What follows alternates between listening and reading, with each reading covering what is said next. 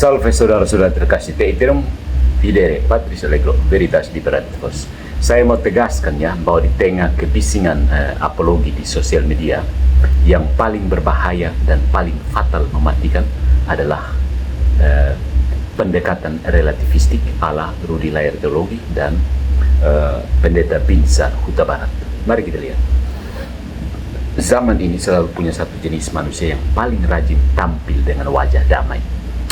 Mereka yang berkata, jangan klaim kebenaran absolut, imanmu tidak bisa dipaksakan, mari kita berdialog. Dari jauh terdengar lembut, tapi kalau dibedah, isinya hanyalah relativisme berbalut gula manis. Mereka menuduh apologet Katolik sebagai hanya mengulang dogma, fundamentalis, atau tidak memahami Protestan. Padahal yang sebenarnya terjadi, saudara-saudari, mereka tidak tahan dengan kebenaran yang punya bentuk tetap. Ironisnya, sembari melarang orang lain membuat klaim absolut, mereka sendiri membuat klaim absolut, bahwa semua klaim absolut itu salah. Paham ya? Itu seperti seorang perokok berat yang berdiri di podium mimbar kesehatan sambil berteriak, hentikan semua kebiasaan buruk kecuali kebiasaan saya. Nah, inilah wajah relativisme modern. Ingin terdengar akademis, tapi logikanya bocor sejak awal. Mereka mereduksi iman menjadi sekedar konstruksi sosial, menganggap dogma hanya bacaan ulang, lalu mempromosikan dialog damai yang tidak lebih dari kompromi tanpa isi. Iman dipreteli sampai tinggal jargon, kasih, damai, toleransi. Bagus sebagai slogan politik, tapi kosong sebagai fondasi iman. Sebelum kita termakan manisnya kata-kata itu, mari kita bongkar satu persatu lubang logika dan jebakan retoris yang dibangun oleh pendeta Binsar Huta Barat. Karena kebenaran tidak pernah lahir dari kompromi relativistik, melainkan dari kesetiaan pada Kristus yang adalah jalan, kebenaran, dan hidup. Ya, salah satu mantra favorit kaum relativis seperti Binsar Huta Barat, yang absolut hanya Tuhan, manusia tidak bisa mengklaim kebenaran absolut. Kedengarannya rendah hati, seakan sedang menunduk di hadapan misteri ilahi, tetapi coba kita pakai logika sederhana. Pernyataan itu sendiri adalah klaim absolut. Mereka bilang tidak ada kebenaran absolut dengan nada seakan itu adalah kebenaran absolut. Ular yang menggigit ekornya sendiri tidak setragis ini. Dalam iman Katolik, kebenaran absolut memang hanya milik Allah. Namun Allah yang absolut itu menyatakan dirinya dalam sejarah lewat Yesus Kristus, sabda yang menjadi daging. Maka gereja yang dipimpin Roh Kudus tidak berbicara dengan otoritas manusia belaka. Kalau Protestan memang otoritas manusia belaka, bukan, melainkan dengan partisipasi dalam kebenaran ilahi. Di Protestan tidak ada partisipasi, bukan. Dogma tidak jatuh dari langit. Protestan Alkitab jatuh dari langit, bukan sebagai karangan manusia, melainkan kesaksian resmi atas wahyu Allah. Kalau semua klaim iman ditolak karena manusia tidak absolut, maka apa yang tersisa? Hanya opini, dan opini tidak pernah menyelamatkan siapapun. Maka ketika relativis seperti Binsar berseru, iman tak bisa dibuktikan, jangan klaim absolut, sesungguhnya mereka sedang menyingkirkan fondasi iman itu sendiri. Mereka ingin iman tanpa kepastian, wahyu tanpa otoritas, Tuhan tanpa gereja, agama model bebas pilih rasa seperti kafe kopi kekinian. Hari ini cappuccino, besok matcha, lusa es teh tarik. Protestan model begitu. Ya. Sementara itu, iman Katolik berdiri tegak, absolut, bukan karena manusia pintar, melainkan karena Allah setia. Dan justru kesetiaan itu yang membuat gereja berani berkata, this is the truth. Inilah kebenaran. Ya, jadi menurut Binsar, pengetahuan adalah konstruksi. Ya. Relativis modern itu senang memakai jargon. Pengetahuan itu dikonstruksi, bukan ditransfer. Kedengarannya intelektual, mirip judul buku teori sosial. Tapi kalau ditelanjangi, isinya sama saja. Kebenaran hanyalah hasil kesepakatan. Artinya, apapun yang kita sebut iman atau dogma hanyalah produk bacaan dan tulisan komunitas. Dalam kacamata Katolik, pernyataan ini adalah penghinaan halus terhadap wahyu. Karena wahyu bukan konstruksi, melainkan inisiatif Allah yang menyapa manusia. Gereja tidak sedang menciptakan kebenaran, tapi mengamini dan merawat kebenaran yang sudah diberikan. Kalau pengetahuan iman hanyalah konstruksi, maka Injil sama saja dengan brosur MLM. Didesain untuk menjaring pengikut dengan narasi buatan, bisa direvisi kapan saja bila pasar menurun. Bayangkan ini, kerusakan yang dihasilkan Protestan terhadap kekristenan. Lebih parah lagi, relativisme konstruksi konstruktivis ini membuat iman kehilangan bobot ontologis. Thomas Aquinas mengajarkan bahwa kebenaran adalah apa yang dipahami sesuai dengan realitas, adequatio res et intellectus. Ya, realitas itu objektif, tidak menunggu kita konstruksi dulu baru ada, tapi ada dalam pikiran para relativis seperti Binsar. Realitas hanya sekedar cerita yang diceritakan komunitas. Maka Tuhan sendiri direduksi jadi simbol buatan manusia. Parahnya Protestan. Jadi mari kita luruskan. Iman Katolik memang diungkapkan lewat bahasa, teks, dan dogma, tapi substansinya bukan ciptaan manusia. Itu partisipasi dalam kebenaran Allah yang mendahului segala konstruksi. Kalau semua direduksi jadi konstruksi, agama tidak lagi mewartakan Allah yang hidup, melainkan hanya mencetak edisi baru majalah komunitas rohani, seperti yang dilakukan Protestan. Ya.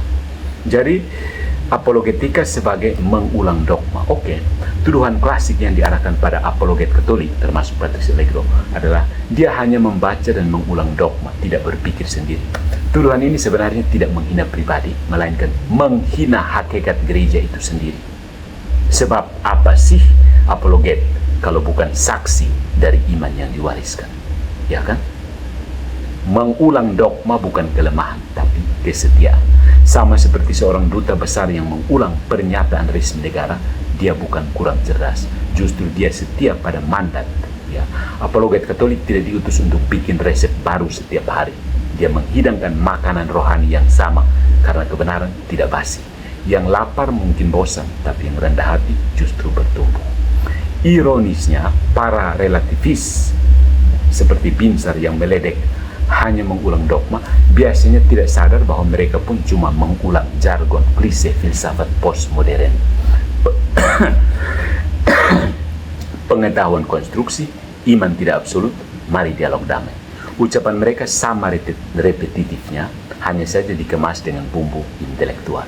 Lebih dalam lagi, gereja tidak sekedar mengulang teks, tapi menjelaskan makna. Dogma bukan mantra kosong, itu kompas iman. Tanpa dogma, iman berubah jadi hobi pribadi yang terjadi di Protestan. Sama seperti menulis puisi di buku harian, indah untuk diri sendiri, tapi tidak menyelamatkan siapapun, seperti Protestan. Jadi, ketika Patrice Allegro mengutip Konsili Trente atau Katekismus, dia tidak sedang malas berpikir. Dia sedang menyambungkan telinga umat pada suara 2 milenium gereja. Yang menolak itu biasanya bukan karena kurang penjelasan, tapi karena tidak tahan mendengar kebenaran yang tidak bisa dinegosiasi. Ya. Kemudian ada tuduhan fundamentalisme. Begitu seorang Katolik berani berkata, gereja memiliki kebenaran, segera muncullah stempel murahan fundamentalis. Kata ini sekarang bukanlah istilah teologis, tapi senjata retoris. Lemparkan, lalu lawan bicara otomatis tampak kaku, kolot, bahkan berbahaya, bukan? Dengan begitu, kaum relativis tidak perlu lagi berdebat isi argumen. Ya, cukup beri label dan selesai. Ya, ini persis. Namun mari kita bedakan. Fundamentalisme sejati adalah kebutaan yang menolak akal dan sejarah. Sedangkan iman Katolik justru berdiri di atas fondasi akal budi, fides et ratio, dan sejarah keselamatan. Gereja tidak melarang berpikir, malah mendorong akal untuk sampai sejauh mungkin. Lalu di sana iman menyempurnakannya.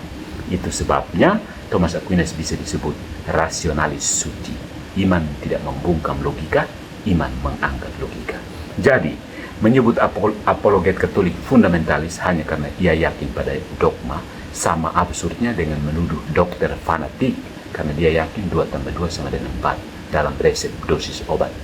Kepastian bukan fanatisme, kepastian adalah syarat tanggung jawab.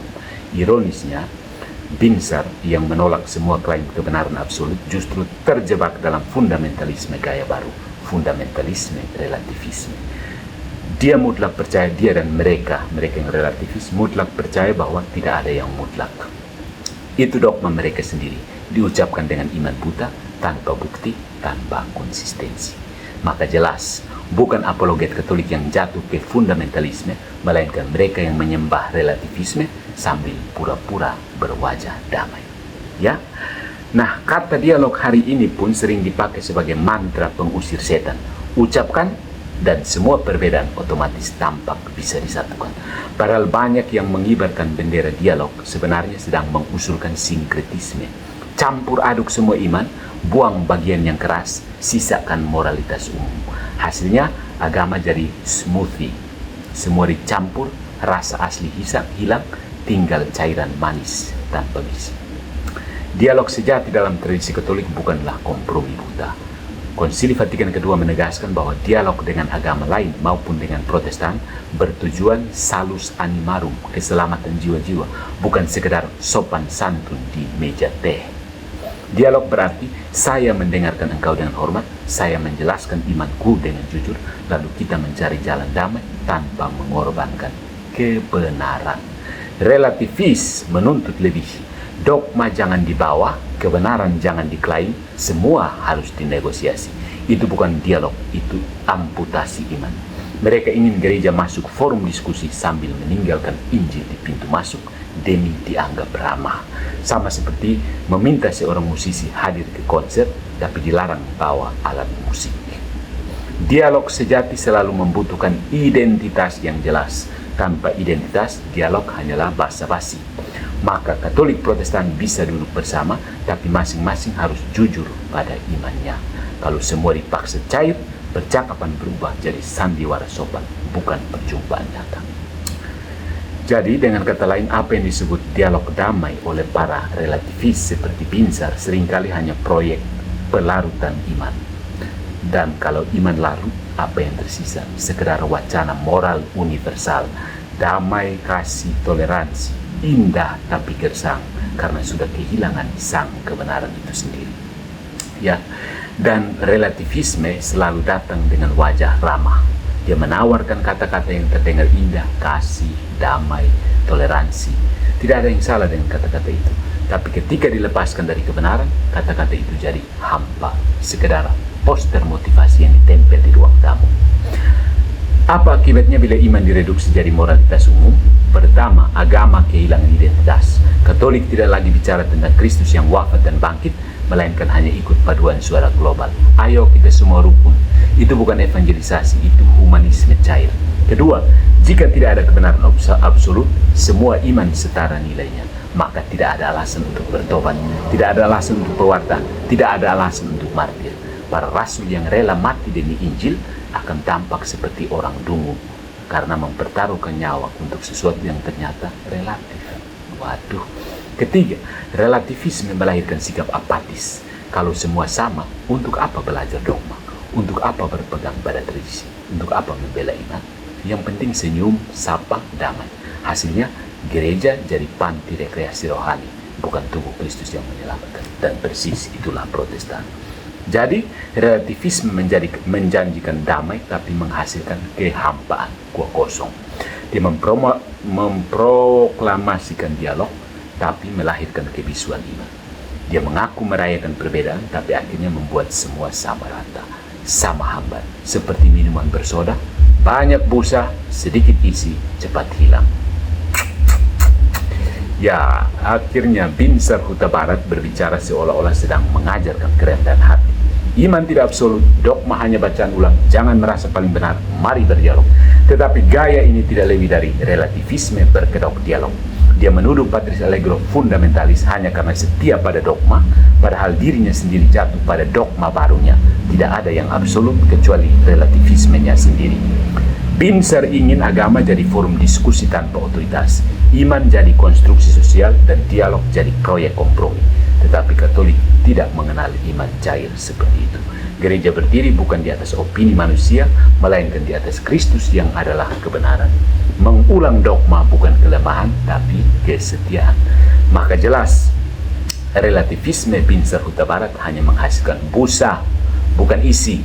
Dia bicara kasih dan damai tanpa fondasi, sehingga akhirnya tidak lebih dari moralitas universal yang bisa diucapkan siapa saja, bahkan ateis sekalipun.